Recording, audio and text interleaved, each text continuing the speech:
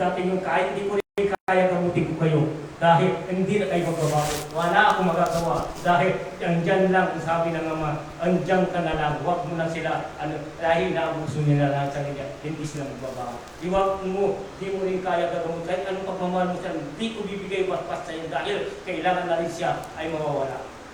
Amen? Amen. Sino gusto mangyari ganun? Ano dapat natin gawin? Dahil ang masamang espiritu ang gumagawa yan, at masama kasi ginagawa niya, gusto niya magtukso, maninira sa kapwa. Kung sumunod ka sa kanya, wala. Lahat ang masama may hangganan. Tama, hindi? Ang gumawa ng kabutihan, walang katapusan. Ang pagmamahal ng Diyos sa kanya, tuloy-tuloy. So, iniling ko lang sa inyo, ay linisin ninyo ang kalooban nyo at isip nyo at yung mga bagay, hindi maganda, alisin nyo na habang wala pang liwanag. Amen.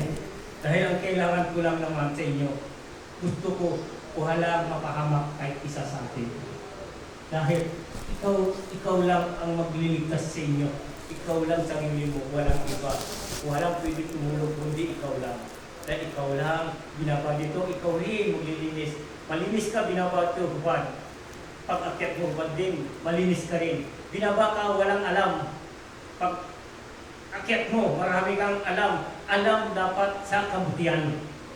Binigyan ka ng Diyos, tinuturuan ka ng anuman bagay na hindi masama. Ikaw rin magdagawa ng iyong kaisipan, tama ba o mali? Alisin mo yung mali, tama lagi, dahil ang tama ay paraiso ang sa iyo. Amen. So, yung mga mali, yan ba? Ano ba pala nyo gumagawa ng mali? Ha? Mayroon ba?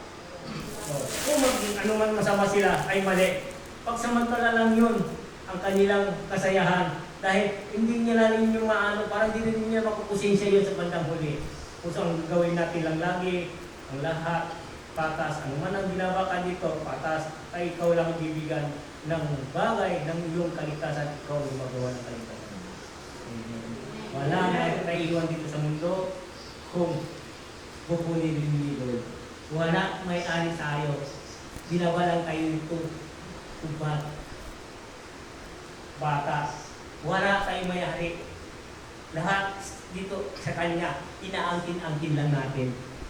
Kasi pag oras ninangkin mo, pagsamantala lang naman, labili mo, parang hiram lang natin lahat yan. Pagkatapos kung kukunin na tayo, ay hubad din tayo makyat sa taas, wala tayong dala, kahit isang pusin.